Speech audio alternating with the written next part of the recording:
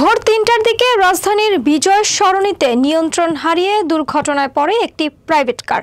গাড়িটি মারাত্মক ক্ষতিগ্রস্ত হলেও অল্পের জন্য প্রাণহানি এড়ানো গেছে, তবে চালক ঘটনাস্থল থেকে পালিয়ে যায়।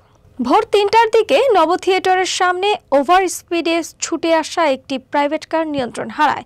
গাড়িটি মারাত্মক ক্ষতিগ্রস্ত হয়, তবে কোনো প্রাণহানি ঘটেনি।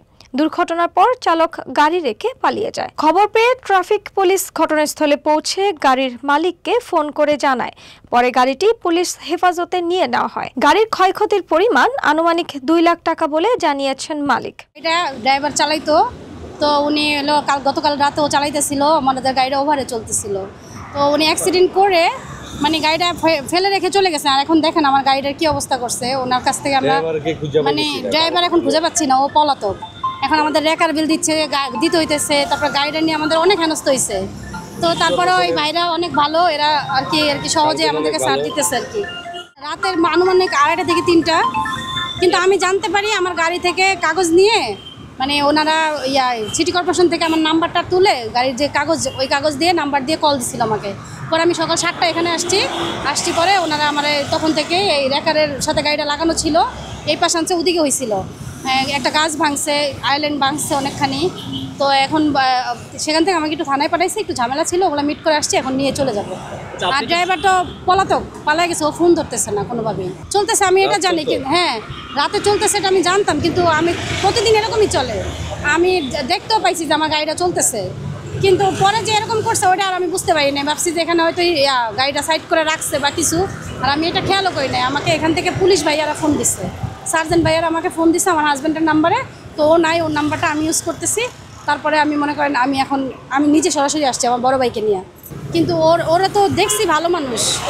এখন ও যে এই কাজটা করবে এটা আসলে অ্যাক্সিডেন্ট একটা আল্লাহর হাতের কাজ, হয়তো ঘুমায় গেছিল বা যে কোনো একটা বিষয় হইতে পারে, আমি বলতে পারবো না ও নেশা করছে কিনা। পুরো ছিল তো রাস্তা যানজট ছিল, পরে আমার রেখাতে টান দিয়ে নামাইয়া পরে আমি এই সাইড করে রাখছি। 6:30 সময় আসছি, তো 6:30 দিকে ওরা 7টার দিকে নিয়ে আসছে। ওই আধা ঘন্টা লাগছে আমাদের গাড়িটা, আধা ঘন্টা 7টার দিকে গাড়িটা নিয়ে আসছে। গাড়ির মালিকের নাম্বার ওই যে মেশিনে দিয়া চার্জ দিয়ে পরে মালিকের নাম্বার নিয়েছে। কাগজপাতি থানার লোকে নিয়েছিল, থানার লোকের কাছে। চালক প্রতিদিন ওভার ভাড়ায় গাড়ি চালাতো। নিয়ম অনুযায়ী রাত 12টার পর গাড়ি চালানোর কথা নয়, কিন্তু সে নিয়ম ভেঙে গভীর রাতে রাস্তায় নামায় এই দুর্ঘটনা ঘটেছে। নাহলে এরকম হওয়ার কথা না। ওর রাত্রে 11টা থেকে 12টার মধ্যে গাড়ি বন্ধ করে দেয়, এটার মধ্যে জিপিএস লাগানো আছে। কালকে রাত্রে ওরা বেরোইছে, ওরা জানেই না। তো তুমি যে একটা ড্রাইভার গাড়িটা যে অ্যাক্সিডেন্ট করছো, তুমি গাড়িটা তো অন্তত মালিককে জানাবা। আমরা রাত্রেবেলা এসে সমাধান করে দিতাম। তখন আমরা সিটি কর্পোরেশনের ঝামেলা, ওই ঝামেলা এসে ঝামেলা, এত ঝামেলা মেয়ে আমরা থাকতাম না। এখন আমাদেরকে বলতেছে যে রাত্রেবেলা আপনার মানুষই মার্ডার করছে। এটা তো হইতেই পারতো ভাই, এটা কি এটা হওয়ার জিনিস না? একটা গাড়ি রাত্রেবেলা মানুষ মারতেই পারে, তো তুমি ড্রাইভার কেন বলাইছো?